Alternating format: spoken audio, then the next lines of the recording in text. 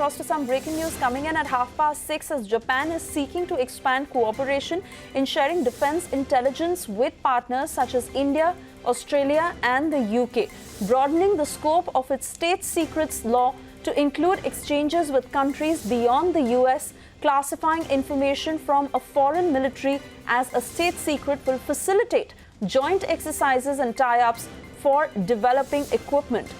It also becomes easier to share data on Chinese troop movements, an increasingly crucial issue as it has grown harder for Tokyo to track Beijing's activities in the region on its own. So this is the message that Japan is giving out on a day when Prime Minister Narendra Modi has also put out a message to the global community against China without naming China, saying that the days of expansionism are over and now further boost to Indo-Japan ties as Japan is now willing to share intelligence with India, also seeking support of partners including Australia and the UK.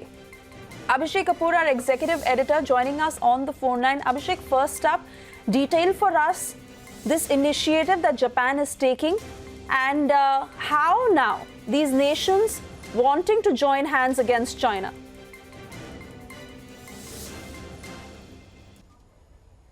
Well, Suesha, I just could not get every word of what you asked, but it is about Japan changing its laws so that it can share intelligence with the neighboring states and important friends and allies like Australia, like United Kingdom and India. It's a very significant development. Japan follows a security doctrine where they have outsourced their national security to the Americans, and in that context, and particularly in the backdrop of the development that have taken place over the last month and a half from Ladakh to Sikkim to South China Sea to East China Sea, Japan has faced the brunt of Chinese aggression. It's just not India. And we have seen how around the Senkaku Islands, it's been 80 days.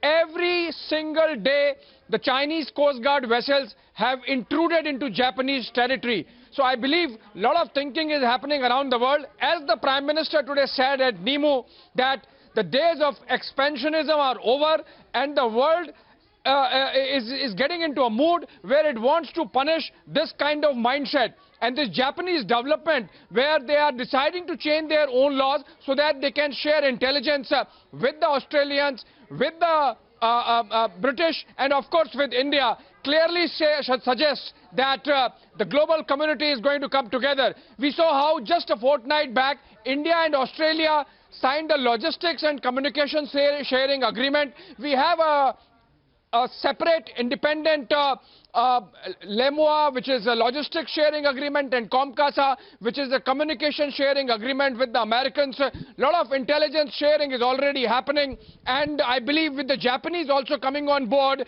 this is going to complete the quad as we see it in military terms between Japan, Australia, India,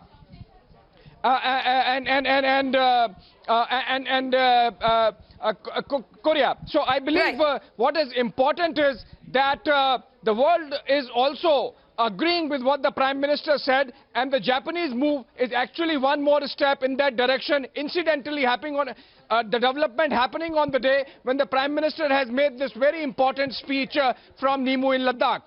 Yes. Yes. Abhishek, stay on with us. We also have a special guest joining us on this broadcast. This is Mr. S.D. Muni. He's a former diplomat and really wanting to take his point of view on this breaking development because, Mr. Muni, China is clearly feeling the heat. They know that now they have axed their own foot. But with these powers coming together, Japan, India, UK, Australia, what will the impact be on China, both militarily, monetarily, diplomatically and in every which way? How bad can the blow be?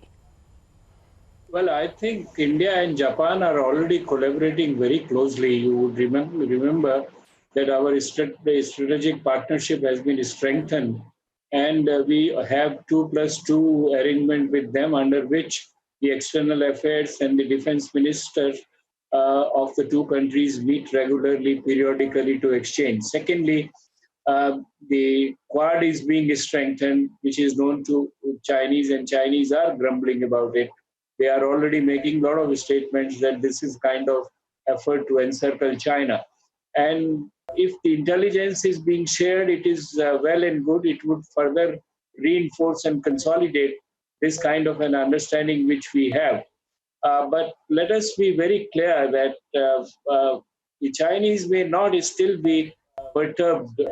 They may be concerned about it, but it is not going to make them concede to us in our important areas of Ladakh. Prime Minister has really sent a good message, very strong message, by saying that expansionism would not be accepted. And recall, he also told his soldiers by appreciating their fire and fury against the adversary, Dushman. Therefore, he is indicating that what China has done is a kind of an act of unfriendliness, act of an adversary. And this is why the Chinese got rattled and they have come back with this statement. But this cooperation amongst the Asian countries, UK is already a close ally of the US, and so is Japan and Australia. Therefore, the Japanese sharing intelligence with UK is an extension of it, but this is not something very new or very great significance so far as in China is concerned. Of course, this has some significance in the context of what is happening in Hong Kong, because Hong Kong, the British have their stakes. They had asked the Chinese not to disturb this arrangement for coming 50 years. And within 23 years, the Chinese have started challenging the system of Hong Kong, which affects the Indo-Pacific part of the Pacific.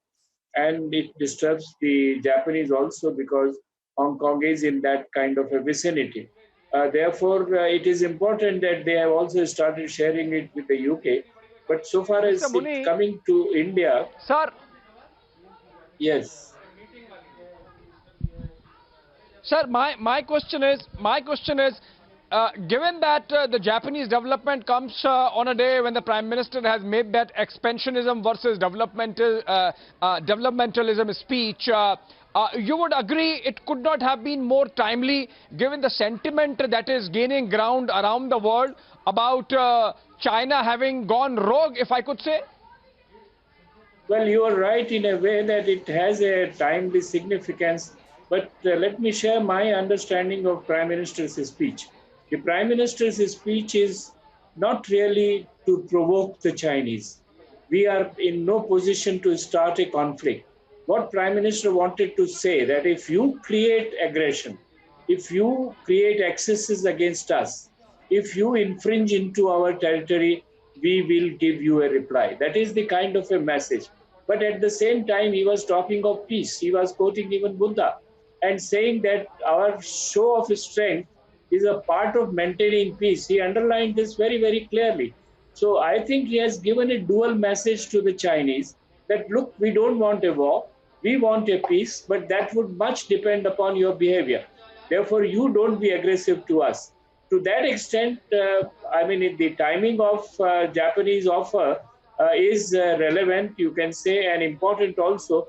But the Chinese message is the message to the Chinese is very significant. I may underline here that Japanese also have this, two-front approach to the Chinese, where on the one hand they want to have a cooperation in developing areas and issues with China. They bilateral have a very close economic relationship.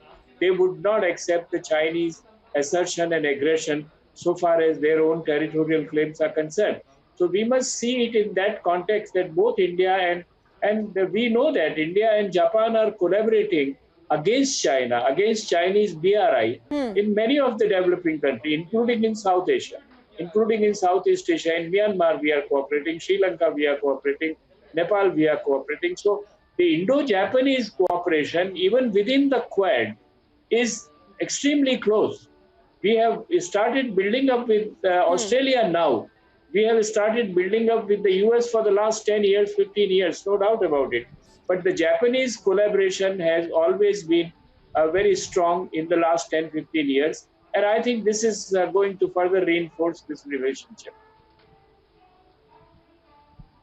All right, Mr. Muni, we thank you very much for sharing your perspective. And Abhishek as well for getting us all those breaking inputs. At the moment, it's time for us to sip into a very short commercial break. We'll be back on the other side to discuss more on the same.